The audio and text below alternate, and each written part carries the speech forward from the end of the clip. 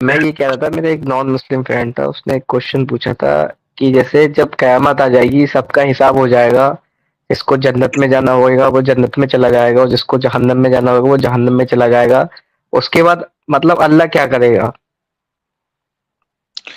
جنت والوں کو نعمتیں بھی تو دینی ہے نا، اور مستقل دیتے رہنی ہے، تو نعمتوں کو کریٹ کرے گا.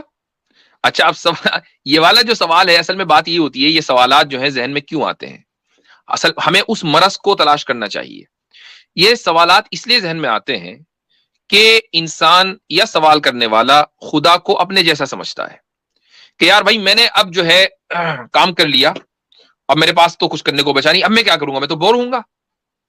ٹھیک ہے، اب مجھے جی ایک بات بتائیے، بور آپ کب ہوتے ہیں؟ کہ ٹائم گزارے نہیں گزر رہا ہے، تبھی تو بور ہوتے ہیں نا، ہاں یس ہے نا؟ جی تو ٹائم گزارے نہ گزرے اس کے لیے ضروری ہے کہ آپ بھی ہو اور ٹائم بھی ہو اور آپ ٹائم میں ہو. جی جی جب خدا ٹائم لیس ہے اس کے لیے تو بور ہونے کا کوئی مطلب ہی نہیں ہے، چونکہ ٹائم بور ہونے کا مطلب یہ ہے کہ ٹائم گزارے نہ گزرے، وہ تو ٹائم لیس ہے.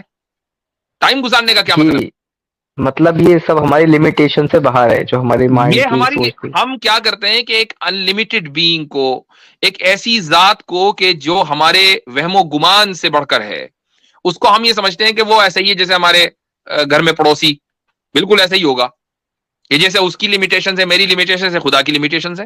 سوال یہاں ہوتا ہے، اس یہی وجہ ہے کہ یہ جو عام لوگ ہوتے ہیں تو ان کی چونکہ ریشنلٹی خدا کے تعلق سے بہت کمزور ہوتی ہے، بلکہ نہ ہونے کے برابر ہوتی ہے.